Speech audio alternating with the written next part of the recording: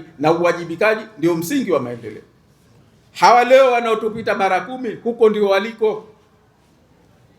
Ndugu zangu, sijui tunafahamiana. Mauritius walifanya na wao kijinchi kidogo kama kuliko sisi. Wao wana watu 1,700,000. Nchi yao ni square kilomita 2000. Sisi 2600.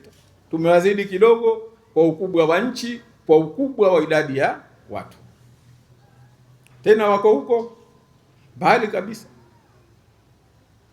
Lakini 24 walipofanya uchaguzi, chama tawala kilichokuwa kimeshakaa miaka 10 kimeingia kwenye uchaguzi, wana majimbo 20 na wabunge 60. Kila jimbo wanachagua wabunge 3.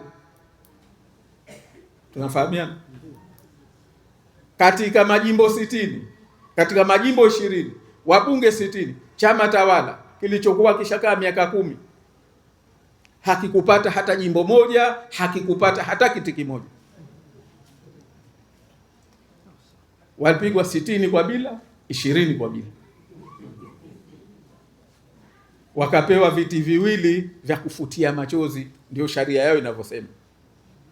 Kwamba mtu haidhuru hakupata, lakini kwa katimiza asilimia fulani ya kura, asilimia 10 apewe kiti kimoja. Akitimiza asilimia 20 apewe viti viwili. Ndio wakaambulia viti viwili vya kufuta machozi, kwa sababu walipata asilimia 27 ya kura. Leo ndio maana wanatushinda mara 10, kwa sababu nchi yao imo mikononi kwa wananchi. Hiyo ndio heshima ya nchi, na ndio msingi. Heshima inakuwepo, kupewe uongozi ukala unavyotaka kula, ukafanya unavyotaka kufanya, ukapanga wewe unavyotaka kupanga. Haiwezekani. Kwa hiyo na sisi tulichokuwa tunasema siku zote hizi, muda wote huu tunasema no, lazima hapa kwanza turekebishe nchi. Nini cha kurekebisha? Sisi tumeyasema hili na hili. Nishasema huko siku za nyuma, sina haja ya kurudia. Wenzetu wako wanaona hiyo hoja na wanakubali kwamba kweli hatuwezi kwenda hivi. Juzi tumesikia imetoka ripoti ya Jaji Chande. Ile ripoti haiwasaidii kwenda popote, kwa sababu haikujielekeza kwenye mambo ya msingi ya nchi. Imejielekeza kwenye kukosha, kwenye kusafisha, na kuambia una mambo hata ukiyasoma unajiuliza sasa hii maana yake nini?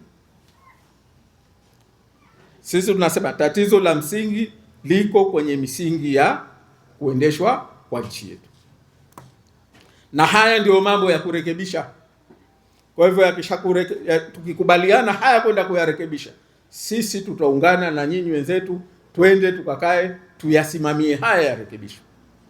Kama haya hatujakubaliana, hatuna la kuja kufanya ndani ya serikali. Tumefahamiana? Mimi sina hamu ya kurudi hapa. Mimi nikisha kufika Kijuki hapa nishafika. Nasubiri kwenda Mtondo Ubutu.